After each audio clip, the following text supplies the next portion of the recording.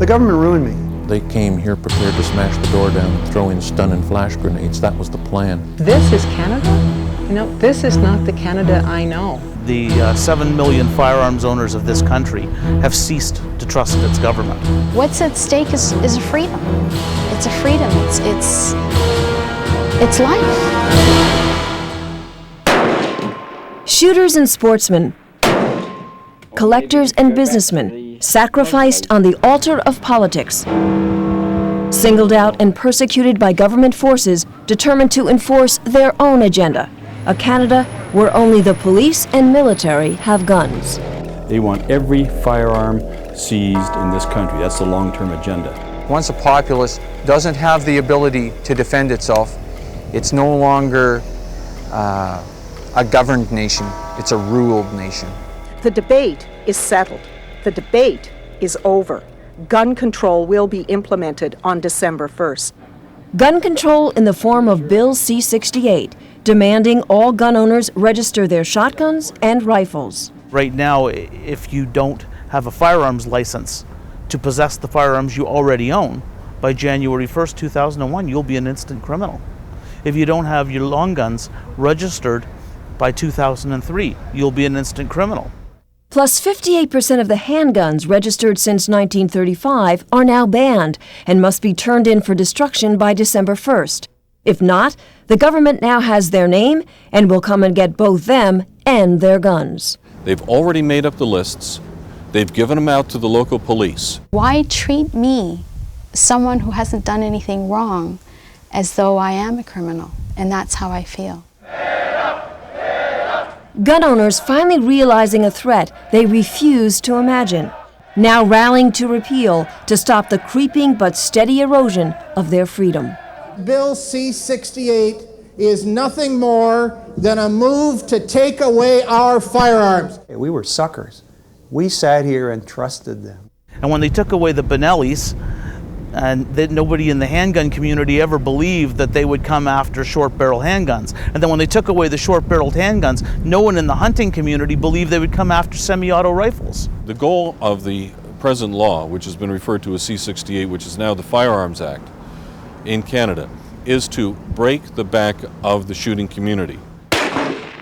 Breaking their backs by breaking their will to fight. Sadly, it's a strategy that is working and taking its toll.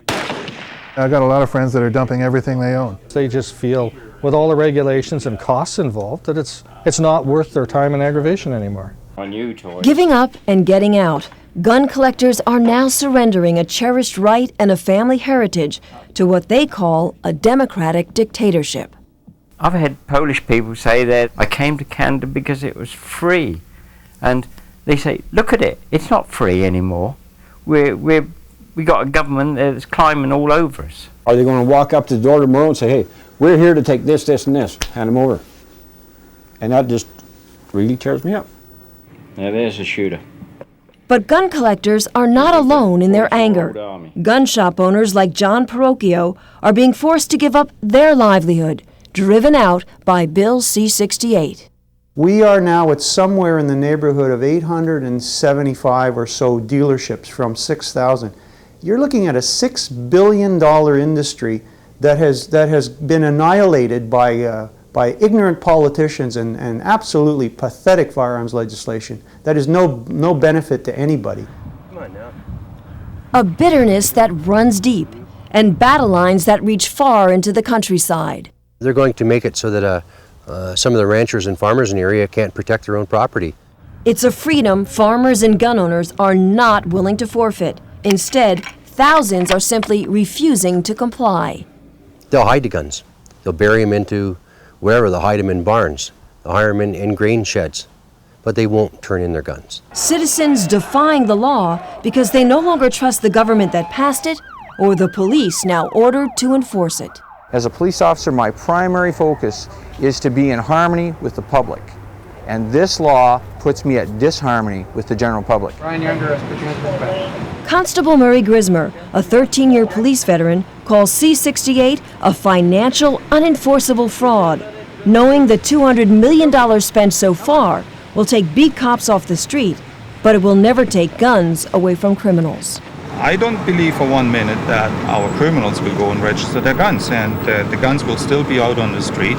The cops aren't going to know where the bad guys keep their guns. A harsh reality anti-gun politicians choose to ignore. But an ex-con and government informant we talk with knows C-68 won't stop criminals who work the streets. It's an opportunity crime, and they're going to continue doing it. And the carjackings are going to increase here. They already have. Home invasion, personal violent crime, ATMs. You ask any street cop out there, he'll tell you the same thing. You're taking the guns away from the honest people, and you're making it easier for the criminals to do the job. I could get you a gun right now in 20 minutes if you give me $50. I'd go buy a shotgun with a phone call. How are you going to stop somebody that's got it in his mind that he's going to commit a crime? What are you going to do, legislate them into morality? They're laughing. Criminals who won't turn in their guns and law-abiding citizens committed not to, because free people don't register their guns. But the risk could be high: harassment and intimidation, tactics the government will use at any cost to force gun owners to comply. Let's just say that I believe strongly that we were to be used as an example to promote the new bill. A police invasion that could have turned deadly. SWAT teams armed with machine guns raided John St. Amour's mail-order firearms business, and he has photos that can only begin to tell the story. You've got a helicopter buzzing the property, you've got police officers, customs people, upstairs, downstairs, trashing my house, all over the property. We said, tell us what you want. We'll give it to you. You don't have to tear the place apart. No, that's not the way we proceed. That's not the way we do things. They had a point to prove. They wanted to show who was boss. 7 hours of hell, and even though the government dropped the charges, John is still haunted by the horrifying images. This will escalate. If they've done it successfully at one place, then they'll do 2. If they can get 2, they'll do 4. John, we're going to go in here today. John Bardocia is a victim of the unlimited dangerous powers of search and seizure Bill C-68 gives to police. Now he's going to court, spending every dollar he saved to save himself from the law. John was arrested, spent 4 days in jail, and the charge? Leaving the frame of a pistol he was making a case for outside his safe. What happened was that there was a small fire in his garage that was quickly put out, but then the firefighters decided to look through his house. And when they looked through his house, they found his pistol frame, and then they called the police. I am not just fighting for my hobby. I am not just fighting for my art collection. I am fighting for my very freedom. Ordinary, honest citizens who have come to fear the government and a law that no longer trusts them. Border crossings that have become a checkpoint for harassment.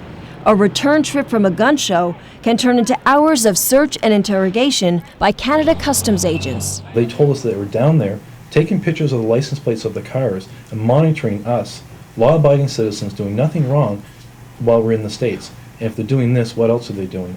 They're training with BATF agents, and that's how they're learning how to enforce the Canadian law. A universal registration scheme that is cohesive.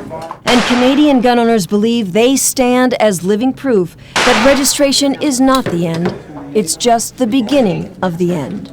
The federal government of Canada has proven. They've proven beyond any shadow of a doubt that confiscation is the agenda. Little by little, they're going to take all of our rights away from us, confiscate all of our guns, and we're going to be left with nothing. We believe that when they know where every one of our guns are, then they'll come and take every one of our guns. Canadian gun owners who know the stage has been set. Their rights hang in the balance. A warning to Americans that the border separating them from us is just an imaginary line. Believe what's going to happen. It's coming. We've got the test waters here in Canada to prove it, and you're next on the list. If you give it an inch, you're going to lose the whole damn yard. Beware, because if it's happening here, it could happen down there, and it's pretty scary. Get off your ass and take part. Join the NRA. That's the best chance you have. If you view this problem as strictly a Canadian problem, you have your head in the sand. You have got to get behind your organizations that are defending your freedom. Without NRA, you would be sunk already.